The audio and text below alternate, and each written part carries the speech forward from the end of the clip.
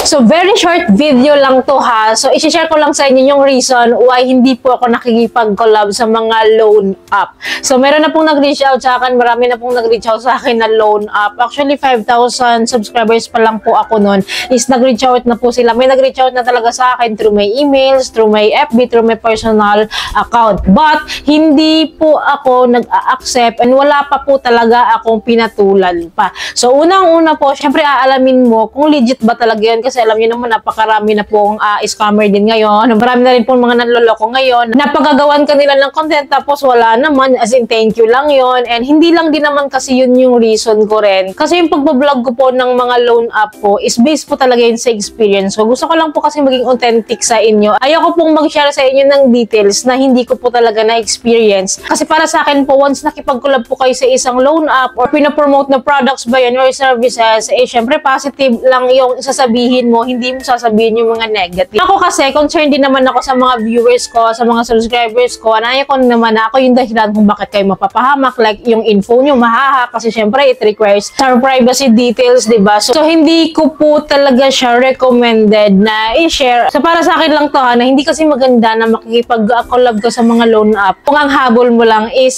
pera. Kasi syempre may bayad po yun. Syempre kapag nakikipag-collab ka, babayaran ka nila. Syempre dahil binayaran ka nila. Sasabihin mo syempre sa mga viewers mo, yung mga positive lang talaga sa app. So, what if may mangyari dyan? Syempre, ayoko naman kasi na ako yung sisihin nyo, masisi ako kasi dahil sa akin napanood nyo, ibig sabihin legit yun kasi pinagkakatiwalaan nyo ko. So, ayoko naman po ganon at manggaling sa akin. Never pa po talaga ako umaksef ng collaboration sa mga loan app. So, hindi po ako mag-mention dito ng mga loan app po ha, na nakipag-collab sa akin kasi ayoko naman din na ma-expose sila. Kilala nyo rin kasi yung iba sa kanila, sin kilalang kilala nyo po. So, I'm not closing doors naman. So, if ever may makipag-collab sa akin, so depende po yun kung talagang trusted ko siya and talagang legit na legit siya. Kung makipag-collab man po ako is alam ko talaga na ginagamit ko siya, years na, matagal ko na siyang ginagamit and in-offeran nila ako ng collaboration. So, why not, diba? Kung ginagamit or nagagamit and alam ko talagang legit siya. So, for now po, sa lahat po ng mga videos ko about loan vlogs, about mga loan app po, about reviews, about tutorials sa mga app or sa mga pinagkakautangan natin is talagang based on my experience po yun and wala pong halong kahit anong collaborations doon. So, nililinaw ko lang po sa inyo para alam nyo talaga po na lahat po ng sinasabi ko or sinishare ko sa inyong content is based lang po yun sa experience ko, sa knowledge ko,